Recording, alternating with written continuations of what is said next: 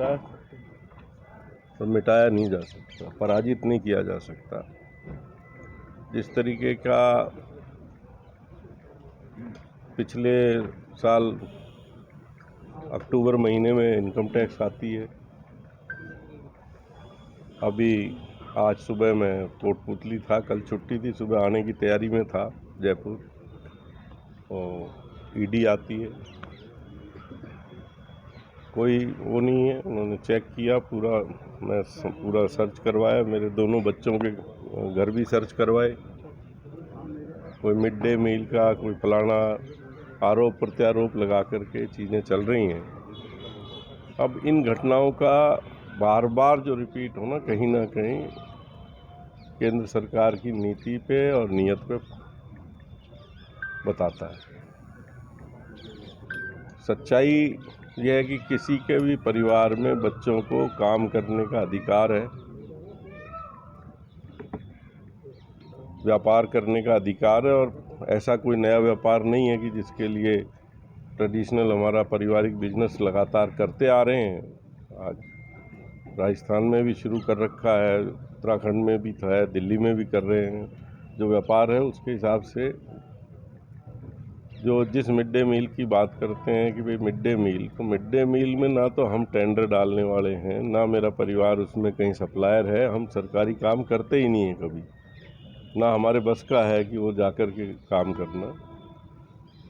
जो वहाँ काम लेते हैं वो लोग हमसे अगर माल ले जाते हैं तो हमारा उसमें कोई कहाँ से इन्वॉल्वमेंट होता है।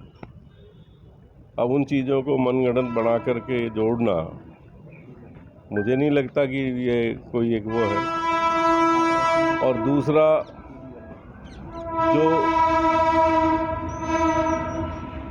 मैंने इस पूरे जब इनकम टैक्स की रेड हुई थी उसके बाद मैंने पूरे तथ्यों में गया। रोज़ काम करते हैं, कौन बिजनेस मेरे बच्चे देख रहे हैं, मैंने 30 साल खुद बिजनेस किया है, तो रेगुलर कोई भी काम सौदे होते हैं, माल दिए जाते हैं। मगर जब ये इनकम टैक्स के बाद जब लोगों ने प्रेस में और इसमें आया था, तो मैंने इसकी पूरी गहराई तक गया।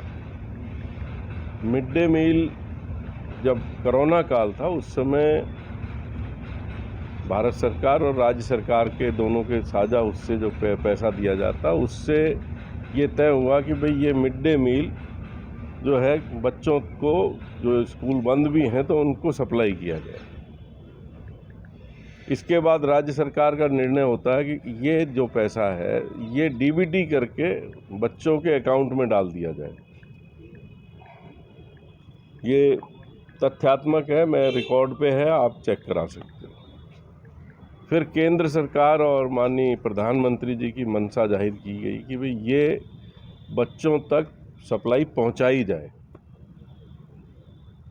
हमारी सरकार ने उस समय भी ये तय कर दिया था कि ये बच्चों के खाते में डीबीटी कर दी जाएगी, ऑर्डर भी हो इसमें करे गए थे, चर्चा भी हुई थी।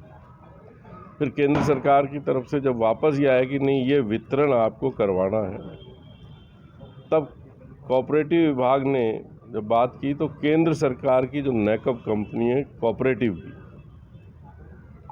उसको राज्य सरकार ने काम दिया।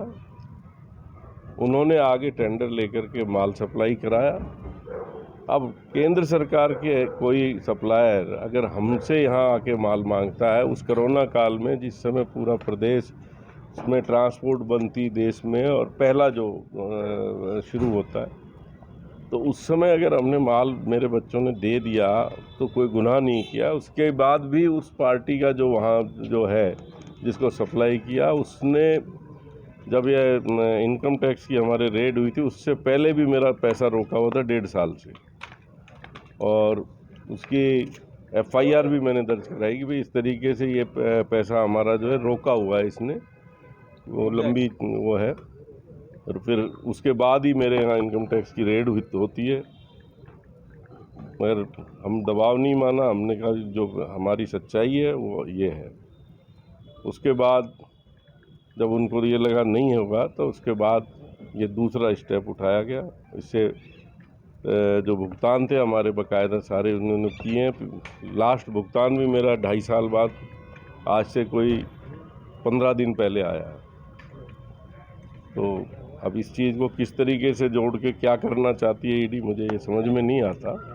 पर साफ और सच्चे काम करने वाले हैं हम लोग, हमारे को कहीं किसी तरह का वो नहीं है। 2 बार मेरे यहाँ सर्च हो चुकी हैं अचानक, ना हमने कभी इस तरीके का किया, ना हमारी पार्टी में इस विचारधारा के हम लोग हैं जो इस तरीके का काम कर रहे हैं।